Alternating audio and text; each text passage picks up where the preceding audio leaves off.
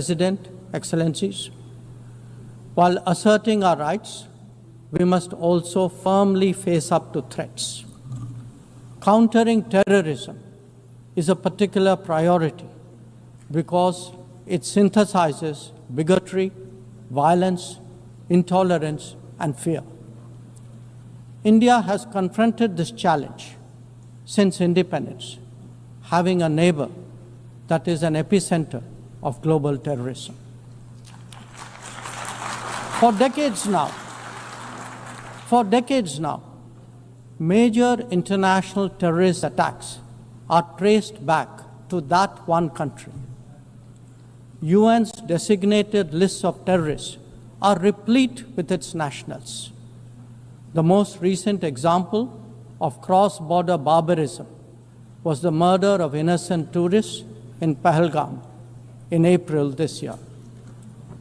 India exercised its right to defend its people against terrorism and brought its organizers and perpetrators to justice. Because terrorism is a shared threat, Madam President, it is essential that there is much deeper international cooperation. When nations openly declare terrorism a state policy, when terror hubs operate on an industrial scale, when terrorists are publicly glorified, then such actions must be unequivocally condemned. The financing of terrorism must be choked, even as prominent terrorists are sanctioned. Relentless pressure must be applied on the entire terrorism ecosystem. Those who condone nations that sponsor terror will find that it comes back to bite them. Madam President, an objective report card will show that the UN is in a state of crisis. When peace is under threat from conflicts, when development is derailed by lack of resources, when human rights are violated by terrorism, the UN remains gridlocked. As its ability to forge common ground diminishes, belief in multilateralism also recedes. Central to the erosion of the UN's credibility has been resistance to reform. The UN is a testimony to the agreed principles and shared objectives of the world order. Respect for international law and commitments are among the foremost in that regard.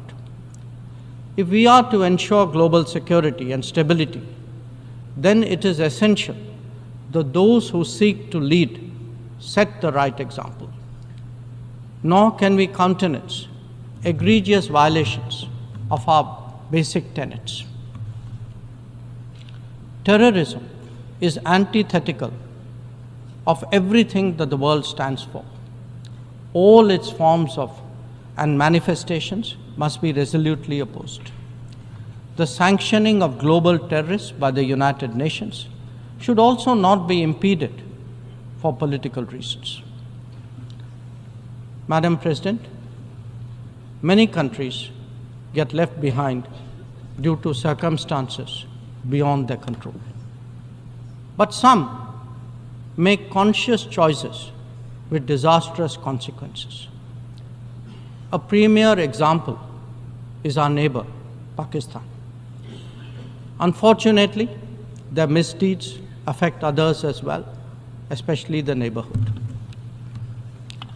When this polity instills such fanaticism among its people, its GDP can only be measured in terms of radicalization and its exports in the form of terrorism. Today, we see the ills it sought to visit on others consume its own society. It can't blame the world. This is only karma. Madam President, a dysfunctional nation coveting the lands of others must be exposed and must be countered. We heard some bizarre assertions from it at this very forum yesterday. So let me make India's position perfectly clear. Pakistan's cross-border terrorism policy will never succeed, and it can have no expectation of impunity. On the contrary, actions will certainly have consequences. The issue to be resolved between us is now only the vacation of illegally occupied Indian territory by Pakistan, and of course, the abandonment of Pakistan's long-standing attachment to terrorism. Madam President, the global order is inherently pluralistic and diverse. हमसे जुड़े रहने के लिए हमारे YouTube channel को subscribe करें और नई वीडियो की नोटिफिकेशन के लिए बेल आइकॉन को दबाएं।